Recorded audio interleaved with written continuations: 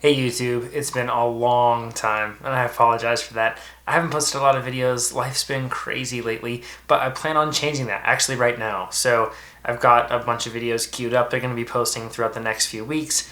This one, we're actually going to be going over specifically photo shoots, or how I shoot bikes with cameras, of course.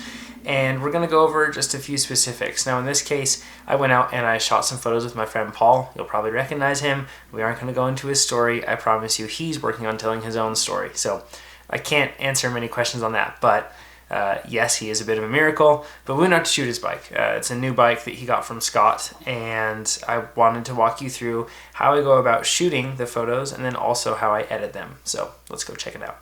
All right, hopefully you can hear me and it's not too windy or anything, but I'm up here with my friend Paul. What's up, Paul? What up? How you doing? And his brand new Scott Genius or Spark. No, Genius. Genius. LT. It's pretty. 710. Woo!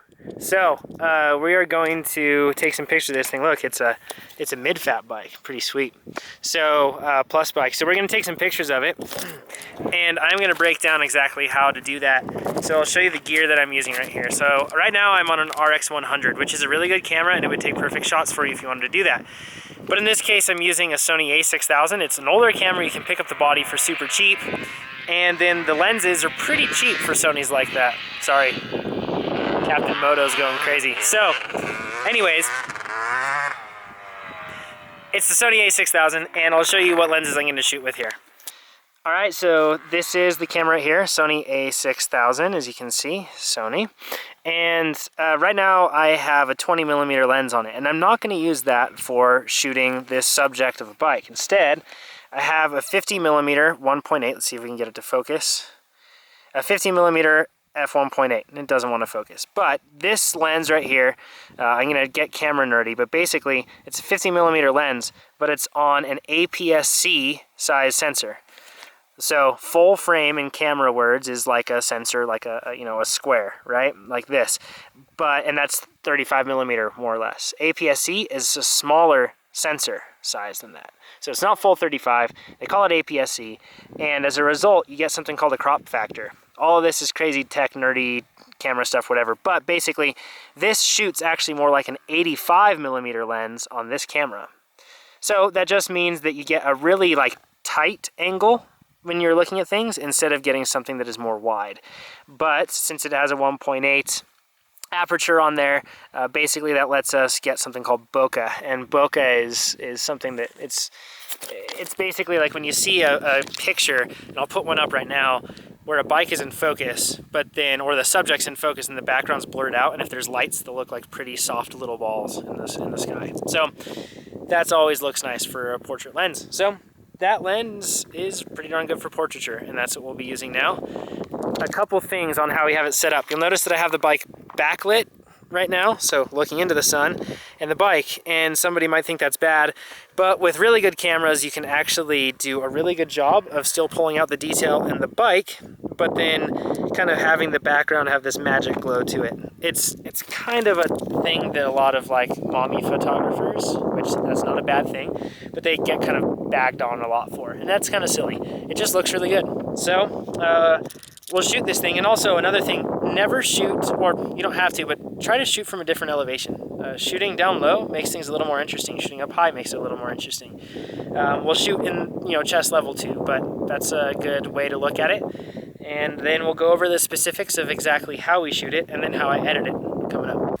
Okay, so first things first, we're going to take care of the backlit shot. Then we're going to take care of one that's actually front lit. So going into the backlit one, and just a couple of things here. So firstly, when we have a shoot, ideally you have all the lighting gear there, so then you can light the subject properly, you can have everything exposed properly, and then you don't end up having to do so much work in post. But since it's just us up in the hills, I didn't have any type of a flash with me, or speed light. I didn't have any type of soft boxes or reflectors or anything else like that, which you can get all of that for pretty cheap. Yongnuo or Newer, Neewer. They make some pretty cheap flashes that you can get, some speed lights, forgive me, that you can get, and then you can get simple reflectors just to bounce the light back onto something. It can really help. but since it was pretty much just a one-man show here, we kept it pretty simple. And that just means we'll have more editing to do in post, and you have to shoot with that in mind. So let's get right into it. First things first that you can see is we have this shot right here. This is the backlit shot that I was talking about getting set up, and it actually looks pretty good right here. But to show you what it looked like originally, this is what it looked like before editing. So you can see that it's pretty hazy and the subject is dark, the colors are a bit muted. It has a really cinematic feel to it though, and that's kind of cool. I've always liked that cinematic look. So this is just a different look that you can go for, and usually when you backlit shots you get that look. So in this case, just so that you know, I didn't have a lens hood on, and I don't mind flaring in most cases, and in this case I don't mind at all. We have a little bit of flaring right down here, down by the wheel, and that's okay. I'm going to keep it there. I feel like it gives things kind of an authentic look. But the one thing that I want to do is we need to change around the exposure a bit. It's a little flat right now. We need to bring some color out. Also, it would be great to make the bike stand out from the background in exposure and also in color. So make the bike a bit brighter, just as if we were properly lighting that bike. We're not going overkill here. We're just going off of what our eyes could see. That's at least my editing style. I don't like to blow things out of proportion. So let's get into it. I'll just walk you through the changes I did. So first thing I did was I went through and I actually brought out I put some contrast into the image. I also brought out some vibrance in the image, and you can do all of this in Lightroom off to the side here. And then what I did also is I ended up changing around, so you can see when the image here, it looks a lot darker, but at the same time I actually pulled up some of the highlights. So that way anything that was there that was a little bit bright is being pulled out now. Now there's a function called dehaze that you can use for these backlit shots that works really well on basically making things less hazy. It increases the clarity of the image. Then I went up there and I increased the highlights, I increased the vibrance, so you can see that blue starts to get a little more, stands out a little more. And then I increased the exposure quite a lot. Now the image looks fully blown out. I've basically now exposed the image for the bike rather than exposing it for the background. And that's a key thing. Whenever you're shooting backlit, you want to expose the image more or less for the subject, but sometimes you have to expose it for the background if you're just going to have a blown out white sky like you can see here. So when I shoot with the Sony camera, the RAWs are really unique in the sense that you can pull out a lot of detail from the shadows. You can't pull out a lot of detail from the highlights. So as a result, I tend to shoot underexposed, and then in post I end up adjusting that. Unless, of course, I can light the subjects beforehand, then I usually don't have to deal with a lot of that. I then clip the black. So basically what that means is that I crush the blacks, is another way you'll hear that described. I basically made the blacks deeper, darker, and so then we weren't looking like an HDR photo where anything that's black has a bunch of, kind of gray detail on it. Don't like that. Ended up adjusting the shadows a bit, ended up adjusting the highlights once more, and then at this point I also added a graduated filter, so that way I could retain some value of the sky. I'll show you what that actually looks like when we go through here and adjust that graduated filter. So you can see now the sky has a little bit of blue to it still. I wanted to retain that because my eyes saw that. Now from here, we added some sharpening to the image, and that really helps just in fine detail on making the bike stand out from the rest. Since we were using a really wide open aperture on the camera, that means your subject's in focus. Everything else in between or beyond that or in front of that is going to be out of focus. It's that narrow depth of field. I wanted to increase the sharpness a bit. With Sony RAW files, you can do that pretty well and still retain a lot of information. It doesn't distort too much. Ended up making some more color adjustments, and as you can see here, that didn't seem to do much, but it will later on. Then what I did is I used the brush tool over here, and I actually traced out the bike, okay, because I wanted the bike to stand out from the rest. After I had traced the whole bike, I then went through and I added some adjustments. So basically, I dehazed the bike, and you can see how much the bike pops now. I ended up adjusting the highlights so the whites and the lighter colors would pop more. I ended up adjusting the contrast so that we'd be able to see more detail in the darks, and then I ended up changing exposure and clarity once again to change that around. I then added a crop to it just to make sure the bike was fully centered, and I added a little bit of vignetting to the image. I felt like it just increased the focus on the bike and the drama, and that's the image right there. So, recap. When you're shooting bikes that are backlit, basically what you want to do is you want to make sure that the background isn't so overexposed that it's just completely blown out. You still want to have some detail there. And if your bike isn't perfectly lit and you don't have any type of accessory lighting with you, it's okay. You should be able to pull that out in post as long as your camera gives you raw files that actually allow you to do that. So that's a backlit shot. But now let's look at a shot that actually wasn't as backlit, and it's more or less an ideal shot in terms of lighting. So you can see that I've changed my position a bit. I'm not shooting directly into the light now with this image that you can see. It's a beautiful image. You can see the bike is really sharp. The colors are really strong. I basically got low. Once again, remember we talked about getting an interesting angle? I got low so that way I could catch the light hitting the bike in a unique way. You can see on the underside of the frame, all the curves and lines of the bike are kind of highlighted now. The tires have that nice little halo of light around them. It makes sure that everything is really highlighted well. So just to go through this one, this is what it looked like originally. Once again, the shot's very underexposed, probably a little too underexposed, but what it allowed me to do is retain a lot of information in this sky, which is pretty cool. So we don't lose a whole lot of that.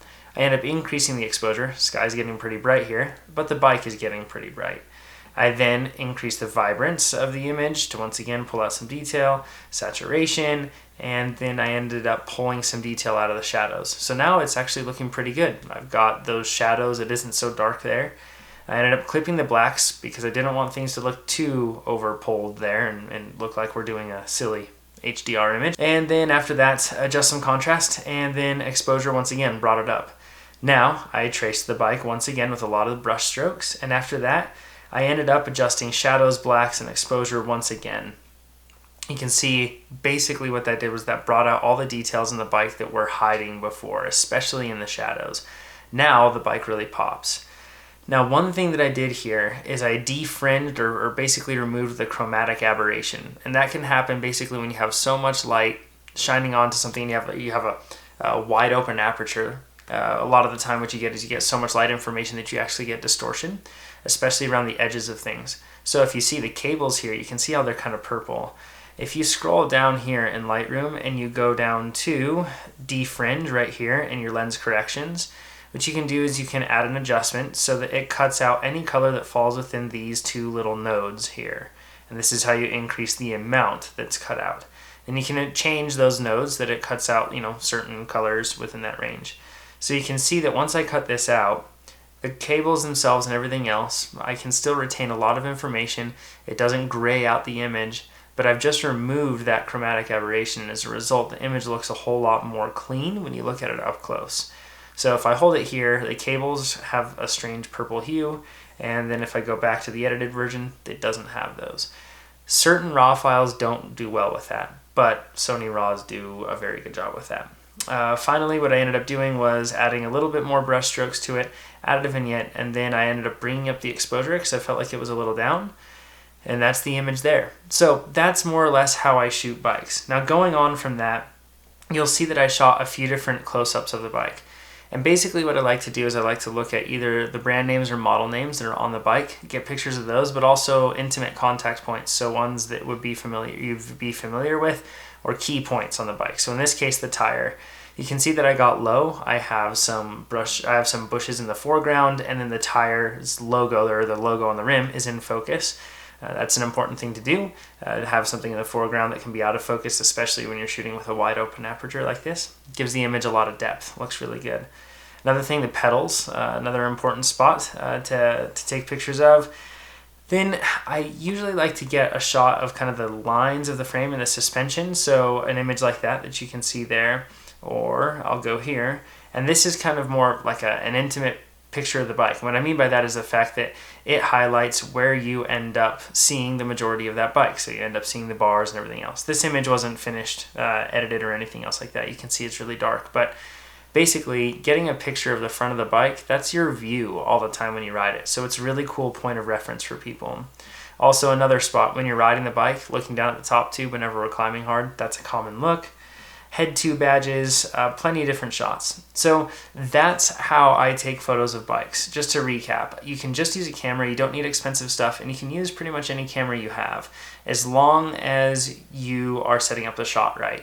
If you have a really good camera, then what you can do is you can backlight the shot like I did, and then be able to pull out a lot of information from that shot. If you don't have a great camera, then change things around. maybe try an angle where the bike is actually lit by the sun.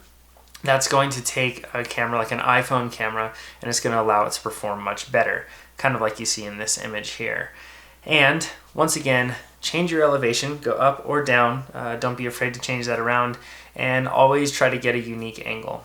And that pretty much covers it. Thanks guys so much for watching this video. You can subscribe down below, share it, let me know what you think. I'll have a video coming up on all the equipment that I use for the photo video stuff, so then you can see that. But if you have any questions on that, please leave a comment down below. We'll talk to you next time.